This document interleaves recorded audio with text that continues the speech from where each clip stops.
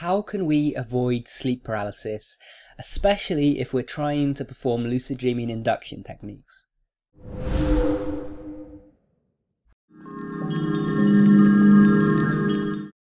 Hey guys, welcome back to the Lucid Dream Clinic, the series where I answer your questions from the comments and I make responses to them, and this is the second episode of the series, and today I'm going to be talking about sleep paralysis. So, Richard here asks, how do I lucid dream without having sleep paralysis? Well, firstly, we have to understand what sleep paralysis actually is. So basically, when you fall asleep, you're actually dreaming, and when you're dreaming, you're running around, jumping around, doing all sorts of things. And the thing is, when you do that, you're sending off a lot of the same signals as if you were doing that in the real world. So, naturally, you would think that if someone is running around in a dream or whatever, they would start running around in the real world. The reason that this doesn't happen is because your body has a safety mechanism where it basically paralyzes all of your limbs while you're asleep. This prevents you from acting out your dreams and getting yourself into some serious trouble because you were, running into your wall or something while you were dreaming. This form of paralysis is known as REM atonia, and naturally it happens during REM sleep, which is where you're actually dreaming, where your lucid dreams occur. This is also why a lot of people are afraid that they're going to have sleep paralysis if they're lucid dreaming, because naturally to lucid dream you have to actually perform methods in REM sleep, and it's during REM sleep that sleep paralysis can also occur. So what's the difference between sleep paralysis itself and this REM atonia, this actual paralysis that happens? Well, sleep paralysis, when we talk about it, doesn't normally just refer to the actual paralysing itself. It normally refers to when we actually wake up with REM atonia still being in effect. Now when this happens, you wake up, you can open your eyes and you can see around you in the room, but you can't move. Now this is often accompanied by hallucinations, usually of a very unpleasant nature. A lot of people would argue that this is actually where we get a lot of these experiences of, say, alien abductions and stuff like that these happen during sleep paralysis, because you have this kind of sense that there is some kind of intruder, some kind of evil presence in the room with you a lot of the time. Often you can actually see it if you have your eyes open and don't keep them closed. You can hear some pretty creepy things like gunshots, screams, like demonic voices and all sorts. Now the current scientific theory on this is that basically your brain is in a hyperactive state when it wakes up during REM, and it creates this kind of danger response. So basically your body and your brain both think that you're in serious danger the moment you wake up in sleep paralysis. Now, being that you're still somewhat in the dream state and you're still, prone to actually hallucinating and seeing things like you would in a dream, this naturally sends the direction of those hallucinations in an unpleasant direction, a more nightmarish tone than a normal dream, because you're panicking and your body thinks you're in danger. This also explains that kind of sense that there is some kind of intruder there. Like, you'll notice if you have sleep paralysis a lot, that a lot of the time, even if you've got your eyes closed, you kind of feel like there's something there with you and you kind of feel scared. So what do we do about this? How do we actually prevent this from happening? So unfortunately, there is no 100% cure that will completely stop you from ever getting sleep paralysis your entire life. You likely are going to experience it at least once. So first of all, I'm going to explain some ways that you can reduce the chances of that happening, and then I'm going to explain what to do if it happens anyway. So, first of all, it seems like there is a link between sleep paralysis and people who have very erratic, unnatural sleep patterns. So if you're going to sleep at a different time every single day, waking up at a different time, sleeping for different lengths, then this can mess with your sleep cycles. And so this could mean that you spend, an extra amount of time in REM, for example, which could heighten your chances of actually waking up in sleep paralysis. The other thing is, when you have an erratic sleep schedule, it's more likely that you're going to wake up in the middle of the night. And if you do wake up, you get jolted awake while you're in REM, then you could wake up in sleep paralysis. Related to this, certain substances and medications can make this more likely. For me personally, I've encountered sleep paralysis sometimes after drinking alcohol. And in general, any substance, whether it's, a prescription medication or some drug or whatever, if you take something that is going to be affecting your sleep cycles, there is probably a chance that it can increase your likelihood of getting sleep paralysis. So If you're experiencing sleep paralysis on a regular basis and you know that you're also taking a particular medication or something, you might want to see if there's a potential link there. Now, another thing that you can do is simply not sleep on your back. It very much appears that sleep paralysis is more likely to happen while you're laying on your back. Now, this doesn't rule it out happening in other positions. It does happen in other positions. I've experienced it in other positions myself, but I will agree with this that when you're lying on your back, it's much easier for you to end up in sleep paralysis. Now, if you're perhaps trying to perform an out-of-body exit for something like astral projection, then this can be great. You want to lie on your back because you actually want to use sleep paralysis as the kind of middle ground where you start the process of performing the exit technique.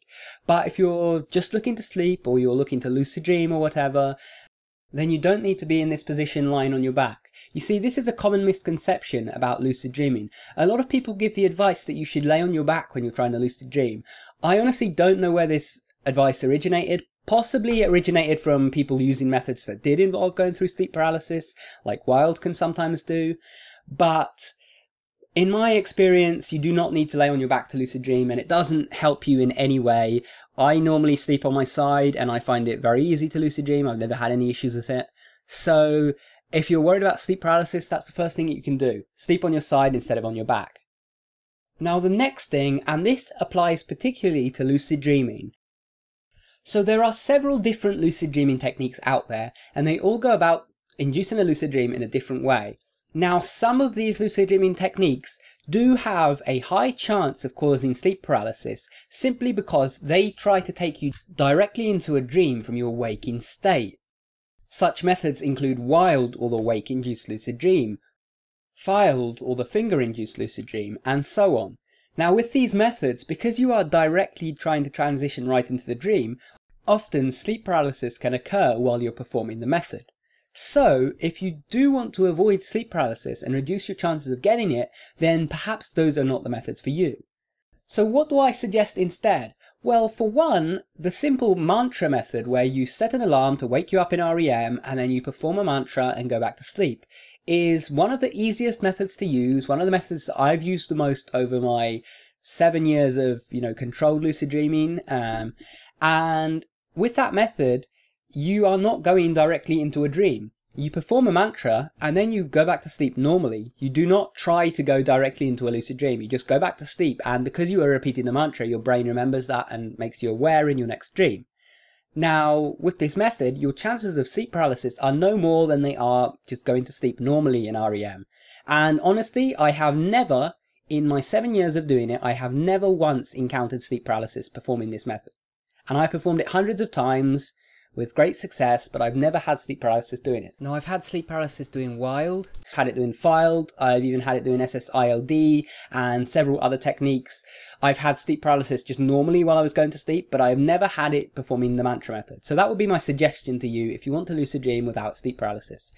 Obviously, this doesn't guarantee that you won't have sleep paralysis. You can have sleep paralysis just going to sleep normally. You don't even have to be trying to be lucid dreaming. So even with a method like this that, doesn't increase your chances of getting it, that doesn't mean that you're not going to get it. So, obviously, knowing that we can't completely avoid sleep paralysis and can only reduce the chances of getting it, what do we do if we actually get it? It's always good to be prepared and to know what to do if you end up in that situation yourself. So, my first piece of advice is not to open your eyes. You see, you can hallucinate things during the sleep paralysis process, and for that reason, since those are often quite scary hallucinations, you want to limit what hallucinations you can get. Now, you can't plug your ears and stop yourself from hearing things, but you can close your eyes and stop yourself from seeing anything. So just keep your eyes closed throughout. The next thing is simply to get comfortable with the fact that it is just sleep paralysis and you cannot be hurt. You're not in any danger. It's just an experience, just like a nightmare. In fact, after you've experienced sleep paralysis a certain amount of times, it stops being quite so scary. Like, it's still an uncomfortable experience for me when I go through sleep paralysis, but it used to be something that was really terrifying for me. And now it's just like, oh, this is happening again. This isn't too pleasant, but oh well. So yeah, you will get used to it as well if you do happen to be performing, say, wild or out-of-body exits or anything like that that has a high chance of causing sleep paralysis. Then, after you've had it so many times, it kind of just loses the scariness. And yeah, just by realizing that you can't actually get hurt during that experience really helps take away some of the scariness. Now, the next thing that I suggest trying to do is just trying to move your fingers or your toes.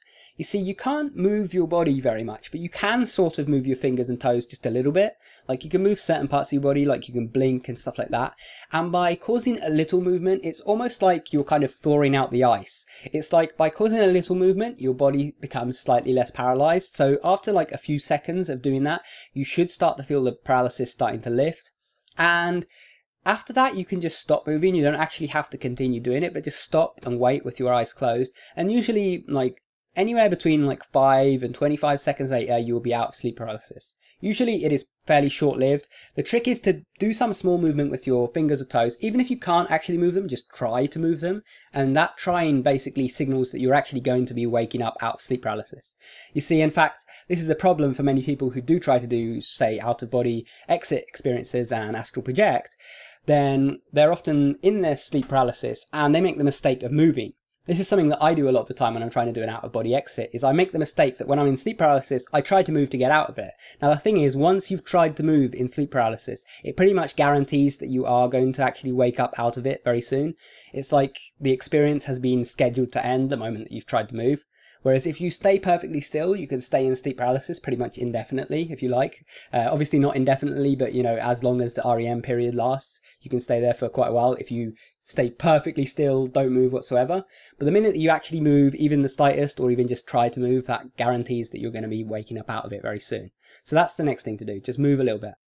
Now finally, since I've mentioned it several times in this video, if you are interested in out-of-body experiences, astral projection, then I do recommend checking out my guide on how to astral project, because it actually involves using sleep paralysis. So if you find that you're someone that gets sleep paralysis a lot and you actually want to turn it into something useful, then you can learn how to do this technique and you can actually have out-of-body experiences, and sleep paralysis can stop being something that you dread, but actually something you look forward to, as it gives you that opportunity.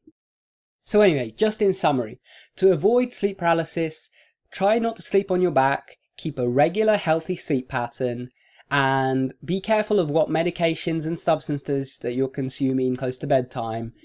As well as that, if you are practicing lucid dreaming, what I suggest doing is performing the mantra method, where you set an alarm for 6 hours after you go to sleep, you wake up, you repeat a mantra like "I will be lucid in my next dream," and then you go back to sleep. No direct transition into the dream. Now, of course, avoid methods like wild and filed if you are afraid of sleep paralysis and you don't want to actually experience that. Now, if you do actually get sleep paralysis itself, then keep your eyes closed, try to move your fingers and toes a little bit and just wait it out. And remember that you are completely safe and nothing can harm you. And if you do get it on a regular basis and you want to get something out of it, then learn how to astral project and you can make use of that sleep paralysis and turn it into a useful tool. So anyway, that's been all for this video. Thank you, Richard, for your question. If you like this video and you want to know more about lucid dreaming and you want your lucid dreaming questions answered, then you can ask them down in the comments below, and remember to subscribe to be up to date on the series. If you liked the video, leave a thumbs up, and if you have any questions for the next episode, leave them down below. Also, if you want to keep watching, check out the video that's linked on screen. Thanks for watching, guys. Take care.